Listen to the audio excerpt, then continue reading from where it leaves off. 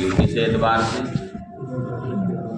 لفظ اکثر کے اعتبار سے. او بتاویل کل واحد منہما، یا یہ جو مذکر کی ضمیر لائی گئی ہے یہ کل واحد منہما کی تعویل میں کر دیا گیا، یعنی یکون بناء الکلام علیہ علی کل واحد منہما، کلام کی بنیاد دونوں میں سے ہر ایک پر ہو. او بالنظر الی ان المقدمہ عبارۃ عما یتوقف علیہ صحت الدلیل، یا مذکر کی ضمیر اس اعتبار سے لائی گئی ہے کہ مقدمہ کا معنی یہاں پر ملحوظ ہے، اور مقدمہ کا معنی ہے کیا؟ ما یتوقف علیہ صحت الدلیل، اور ما یتوقف علیہ صحت الدلیل یہ مذکر ہے، اس وجہ سے ضمیر مذکر کی لائی گئی. او بالنظر الی ان المقدمہ عبارۃ عما یتوقف علیہ صحت الدلیل، یا اس بات کی طرف نظر کرتے ہوئے کہ مقدمہ ما یتوقف علیہ صحت الدلیل سے عبارت ہے. مقدمہ عبارت ہے کس سے؟ ما یتوقف علیہ صحت الدلیل سے. جائز، تو تین تعویل کی اس کی. ایک تعویل یہ کی کہ ضمیر جو مذکر لائی گئی وہ لفظ اکثر کے اعتبار سے، یا کل واحد منہما کی تعویل میں مذکر کی ضمیر لائی گئی، یا مقدمے سے اس کا معنی مراد ہے یعنی ما یتوقف علیہ صحت الدلیل. جائزن، یہ جائز، یہ خبر ہے، یہ کیا ہے؟ خبر ہے. مصنف کے قول منا کی، یعنی منع و مقدمہ یہ مبتدا ہے اور جائزن یہ اس کی خبر ہے. وَإِرَادُ هَذَا الْكَلَامِ لِدَفْعِ تَوْهُمِ أَنَّهُ لَا يَجُوزُ، اور یہ کلام جو لایا گیا ہے یہ اس وہم کو دور کرنے کے لیے ہے جو کچھ لوگ یہ وہم کرتے ہیں کہ جائز نہیں. کچھ لوگ یہ وہم کرتے ہیں یہ جائز نہیں، یعنی کچھ لوگ یہ کہتے ہیں کہ مقدمہ اگر جزو دلیل ہو تب تو اس پر منع وارد کرنا جائز ہے، لیکن اگر جزو دلیل نہیں ہے تو اس پر منع وارد کرنا جائز نہیں. اس وہم کو دور کرنے کے لیے مصنف یہ کلام لے آئے کہ مقدمہ کا معنی عام ہے، خواہ مقدمہ صریحہ ہو یا ضمنیہ، اور مقدمے کا مطلب ہے کہ ما یتوقف علیہ صحت الدلیل، جس پر دلیل کی صحت موقوف ہو. تو ما یتوقف علیہ صحت الدلیل یہ سب کو شامل ہے، خواہ مقدمہ صریحہ ہو یا مقدمہ ضمنیہ. وَإِرَادُ هَذَا الْكَلَامِ، اور اس کلام کو جو لایا گیا یہ اس وہم کو دور کرنے کے لیے کی جائز نہیں. لِأَنَّ تِلْكَ الْمُقَدِّمَةَ لَيْسَتْ بِجُزْءِ الدَّلِيلِ، اس لیے کہ مقدمہ جزو دلیل نہیں. والمشہور ان المقدمہ جزو الدلیل، جبکہ مشہور یہ ہے کہ مقدمہ جزو دلیل کو کہتے ہیں. وَإِنَّمَا يَجُوزُ، اور یہ اس وجہ سے جائز ہے کہ لِأَنَّ الْمُقَدِّمَةَ عَلَى مَا مَرَّ تَفْسِيرُهُ عَامٌ مِّن جُزْءِ الدَّلِيلِ، اس وجہ سے جائز ہے کہ مقدمہ جیسا کہ اس کی تفسیر گزر چکی ہے یہ جزو دلیل سے عام ہے. مقدمہ جزو دلیل سے عام ہے کیونکہ مقدمہ کا مطلب ہے کہ ما یتوقف علیہ صحت الدلیل، جس پر دلیل کی صحت موقوف ہو، خواہ وہ جزو دلیل ہو یا جزو دلیل نہ ہو. وَمَنْعُ الْمَعْلُومِ مُطْلَقًا مُقَابَرَةٌ لَا تُسْمَعُ، اور جو چیز معلوم ہے جو چیز معلوم ہے، جس کا صحیح ہونا معلوم ہے، اس پر منع وارد کرنا یہ مکابرہ، یعنی جو چیز مکمل طریقے سے معلوم ہے، اب معلوم ہونے کے بعد اس پر منع وارد کرنا یعنی لا نسلم کہنا، یہ مکابرہ ہے۔ ومنع المعلوم مطلقاً، اور جو مطلق طریقے سے معلوم ہے، یعنی ہر طریقے سے جو معلوم ہے اس پر منع وارد کرنا مکابرہ، لا تسمع، جو نہیں سنا جائے۔ دونا منع الخفی، نہ کی خفی پر منع وارد کرنا، یعنی خفی پر منع وارد کرنا جائز، یعنی وہ بدیہی جس میں کچھ پوشیدگی۔ ودونا منع مقدمۃ التنبیہ، اور نہ کی مقدمہ تنبیہ پر منع، یعنی مقدمہ تنبیہ پر بھی منع وارد ہو سکتی ہے اگر اس میں کچھ پوشیدگی۔ فَإِنَّهُ، تو اب تنبیہ کے مقدمے پر اگر منع وارد کی جائے تو اس مقدمے پر دلیل نہیں طلب کی جاتی ہے بلکہ تنبیہ طلب کی جاتی ہے، اس لیے کہ وہ دلیل کا مقدمہ نہیں ہے بلکہ تنبیہ کا مقدمہ ہے، اور جب تنبیہ کا مقدمہ ہے تو اس مقدمے پر دلیل نہیں طلب کی جائے گی بلکہ تنبیہ طلب کی جائے گی۔ وَدُونَ مَنْعِ مُقَدَّمَةِ التَّنبیہ، اور نہ کی تنبیہ پر تنبیہ کا مقدمہ۔ فَإِنَّهُ، اے کل واحد من منع البدیہی، یعنی ان میں سے ہر ایک، بدیہی پر منع اس معنی کر کے کہ اس پر تنبیہ طلب کی جائے، اور تنبیہ کے مقدمے پر منع اس طور پر کہ اس مقدمے پر دلیل طلب کی جائے یا تنبیہ طلب کی جائے۔ اگر بدیہی خفی پر منع وارد کی جائے گی تو اس پر تنبیہ کا مطالبہ ہوگا، اور اگر تنبیہ کے مقدمے پر منع وارد کی جائے تو اس پر دلیل طلب کی جائے گی یا تنبیہ طلب کی جائے گی۔ یجوز تجوزاً، یہ جائز مجازاً، یعنی یہاں پر منع کا جو اطلاق ہوا ہے یہ مجازاً ہوا ہے۔ لما عرفت من ان المنع حقیقتاً طلب الدلیل علی مقدمۃ معینہ من الدلیل، اس وجہ سے کہ آپ یہ جان چکے ہیں کہ حقیقتاً منع کا مطلب ہے دلیل کے مقدمہ معینہ پر دلیل طلب کرنا، دلیل کے مقدمے معینہ پر دلیل طلب کرنا، یہ حقیقت کے اعتبار سے منع۔ اور یہاں تنبیہ، اور یہاں خفی پر، بدیہی خفی پر اگر تنبیہ کا مطالبہ کیا جائے یا تنبیہ کے کسی مقدمے پر دلیل یا تنبیہ کا مطالبہ کیا جائے تو منع کی تعریف حقیقتاً یہاں پر صادق نہیں آ رہی۔ والعلاقہ، اب یہاں پر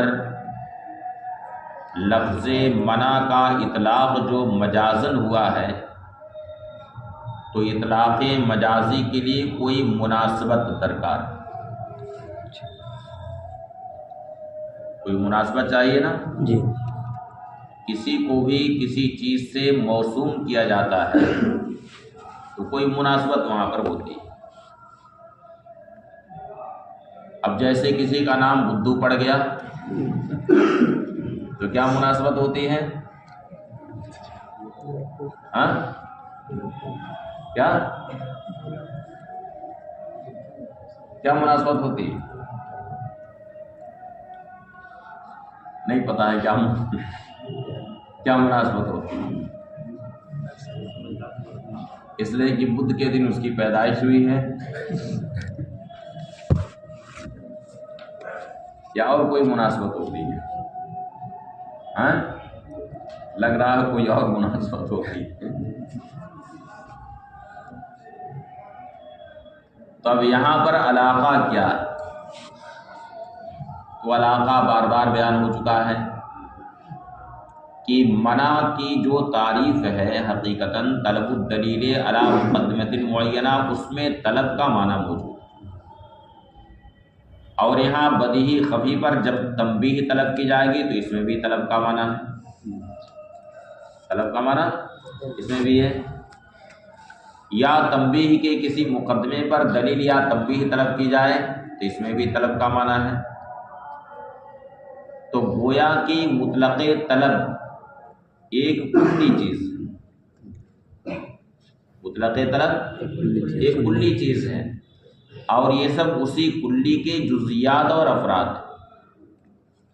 طلب الدلیل علی مقدمۃ معینہ یہ بھی طلب کا ایک جزئی ہے، اسی کا ایک فرد ہے، اور طلب التنبیہ علی البدیہی الخفی یہ بھی اسی طلب کا ایک جزئی اور اس کا ایک فرد ہے، اور طلب التنبیہ علی طلب الدلیل علی مقدمۃ التنبیہ یا طلب التنبیہ علی مقدمۃ التنبیہ یہ بھی اسی طلب کا ایک جزئی ہے۔ تو ان میں ہر ایک مطلق طلب کے جزئی ہیں، مطلق طلب کے افراد ہیں، اس وجہ سے یہاں مجازاً منع کا اطلاق کیا گیا۔ والعلاقہ کون کل جزیا لمطلق الطلب، اور علاقہ یہ ہے کہ ان میں ہر ایک مطلق طلب کا جزئی ہے، مطلق طلب کا فرد ہے۔ ومنع المقدمہ علی منع مقدمۃ اخری علی تقدیر التسلیم علی تفاوت، اور ایک مقدمے پر منع وارد کرنے کے بعد دوسرے مقدمے پر منع کرنا۔ منع المقدمہ مقدمے پر منع وارد کرنا، اس حال میں کہ وہ ذکر میں مرتب ہو ایک دوسرے مقدمے کی منع پر، ذکر میں مرتب ہو کس پر؟ ایک دوسرے مقدمے کی منع پر، یعنی پہلے ایک مقدمے پر منع وارد کر دی جائے، اس کے بعد پھر دوسرے مقدمے پر منع کی جائے۔ تو ایک مقدمہ یہ ذکر میں مرتب ہے دوسرے منع پر، اعلی تقدیر التسلیم، تسلیم کی تقدیر پر، یعنی پہلے ایک مقدمے پر منع وارد کیا، اب اس کے بعد پھر اسے تسلیم کر لیا، تسلیم کرنے کے بعد پھر دوسرے مقدمے پر منع وارد کیا۔ جیسے کہا کہ لا نسلم الصغرا، ہمیں صغرا تسلیم نہیں، وَإِن سَلَّمْنَاهَا فَلَا نُسَلِّمُ الْكُبْرَى، اور اگر ہم صغرا تسلیم کر لیں تو کبرا تسلیم نہیں کرتے ہیں۔ تو یہاں پر دو منع ہوئی، پہلے ایک مقدمے پر منع وارد ہوئی، پھر دوسرے مقدمے پر منع وارد ہوئی، اور یہ بر تقدیر تسلیم کس طور پہ ہے؟ بر تقدیر تسلیم، یعنی پہلے ایک مقدمے کو تسلیم کر لیا ہے، پھر اس کے بعد دوسرے مقدمے پر منع وارد کیا ہے۔ اعلیٰ تقدیری تسلیم یعنی بر تقدیر تسلیم، یعنی دوسرے مقدمے کو تسلیم کرنے کی تقدیر پر۔ سواء کان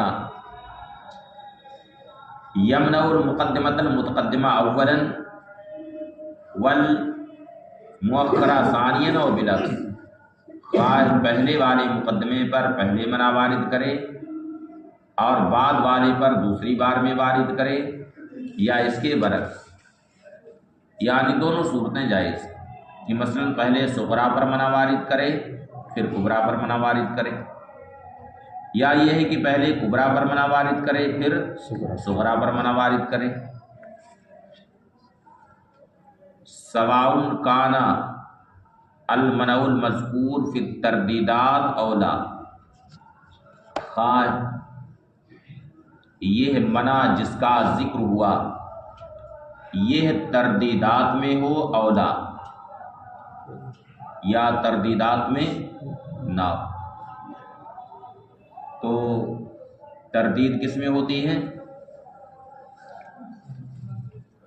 اب اس کی مثال دیکھو سامنے آ رہی ہے، کما اذا قال المعلل، مثلا جب معلل کہے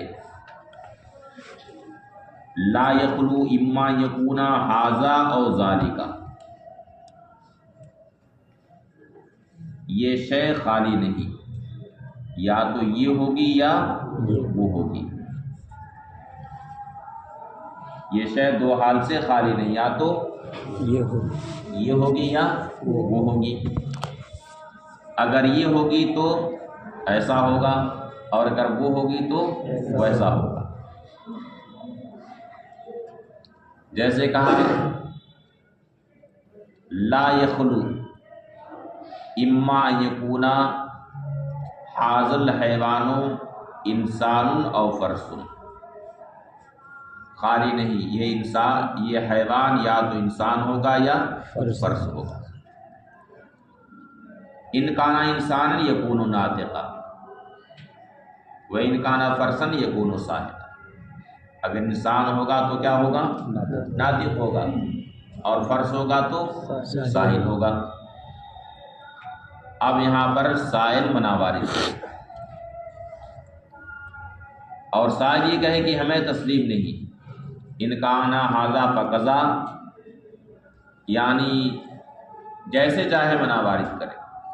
مثلا یہ کہے کہ آپ نے جو یہ کہا ہے کہ خالی نہیں، کہ یہ شے یا تو انسان ہوگی یا فرس ہوگی، یہ میں نے تسلیم نہیں ہے، کیونکہ کوئی تیسری بھی صورت ہو سکتی ہے،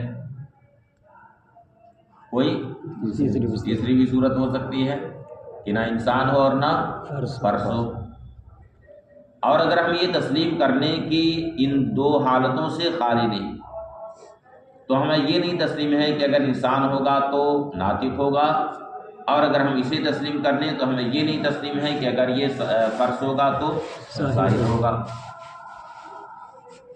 سمجھ گئے؟ کما اذا قال المعلل، مثلا جب معلل کہے لا یخلو اما یکونا ھذا و ذالک، خالی نہیں، یا تو یہ ہوگا یا تو وہ ہوگا۔ فَإِنْ كَانَ ھذا فَكَذَا، اگر یہ ہوگا تو ایسا ہوگا، وَإِنْ كَانَ ذَلِكَ فَكَذَلِكَ، اور اگر وہ ہوگا تو ایسا ہوگا۔ فَيَقُولُ السَّائِلُ، تو سائل کہے لا نسلم انه ان كان ھذا فكذا، ہمیں یہ تسلیم نہیں کہ اگر یہ ہے تو ایسا ہے۔ وَإِن سلمنا، اور اگر ہم اسے تسلیم کر دیں تو ہمیں یہ تسلیم نہیں ہے کہ اگر وہ ہے تو ویسا۔ اور یقول بالعکس، یا اس کے برعکس کہیں، بے یقول اس طور سے کہ کہے لا نسلم انه ان كان ذلك فكذلك، یعنی ہمیں یہ تسلیم نہیں کہ اگر وہ ہے تو ایسا ہے، اور اگر یہ تسلیم کر لیا جائے فلا نسلم انه ان كان ھذا فكذا، تو ہمیں یہ تسلیم نہیں ہے کہ اگر یہ ہے تو ایسا ہے۔ او لا یکون فیہا، یا وہ منع تردیدات میں نہ ہو، کما قیلا، مثلا کہا جائے العالم متغیر کل متغیر حادث، تو یہ تردیدات والی صورت نہیں، بلکہ قیاس اقترانی حملی پیش کیا، العالم متغیر فکل متغیر حادث۔ فیقول، اب سائل کہے لا نسلم ان العالم متغیر، ہمیں یہ تسلیم نہیں ہے کہ عالم متغیر ہے۔ وَإِن سَلَّمْنَا ذَلِكَ، اور اگر ہم اسے تسلیم کر لیں، لیکن لا نسلم ان کل متغیر حادث،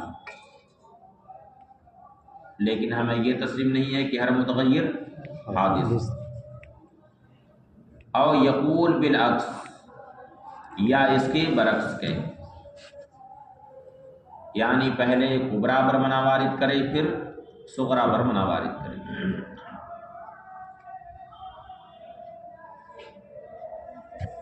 لیکن کونو ذالک المنع علی تقدیر التصدیق، اب مصنف نے یہ کہا ہے کہ دوسری جو منع وارد ہوگی وہ بر تقدیر تسلیم ہوگی، یہ نہ کہا ہے جی، دوسری منع کس طور پہ ہوگی؟ بر تقدیر تسلیم۔ تو اب اس پہ شارح کہتے ہیں کہ دوسری منع وارد کرنے کے لیے پہلے مقدمے کو تسلیم کرنا یہ کبھی واجب ہوگا اور کبھی مستحسن ہوگا۔ دوسری منع وارد کرنے کے لیے پہلے مقدمے کو تسلیم کرنا ہاں کبھی بطور وجوب ہوگا اور کبھی بطور استحسان ہوگا۔ ولیکن کونو ذالک المنع علی تقدیر تسلیم، لیکن اس منع کا بر تقدیر تسلیم ہونا کبھی بطور وجوب ہوگا۔ کما اذا کان المنع الثانی مبنیا علی تقدیر التسلیم، مثلا جبکہ دوسری منع یہ مبنی ہو کس پر؟ تقدیر تسلیم پر۔ کما اذا قال، مثلا جب معلل کہے التغیر فی العالم موجود، عالم میں تغیر موجود ہے، فلا بد من حدوثہ، لہذا عالم کا حادث ہونا ضروری ہے۔ فیقول، تو اب معنی کہے لا نسلم ان التغیر فی العالم موجود، ہمیں یہ تسلیم نہیں ہے کہ عالم میں تغیر موجود ہے۔ وَإِن سَلَّمْنَا ذَلِكَ، اور اگر ہم اسے تسلیم کر لیں، لیکن لا نسلم کونہ ضروری الحدوث، لیکن ہمیں یہ تسلیم نہیں ہے کہ اس تقدیر پر اس کا حادث ہونا ضروری ہے۔ فالمنع الثانی مبنی علی تقدیر تسلیم الاولی، تو دوسری منع یہ مبنی ہے کس بات پر؟ مقدمہ اولا کو تسلیم کرنے کی تقدیر پر۔ وَإِلَّا لَمْ يَتَوَجَّهْ، ورنہ دوسری منع متوجہ نہ ہوگی، کما لا یخفیٰ، جیسا کہ مخفی نہیں۔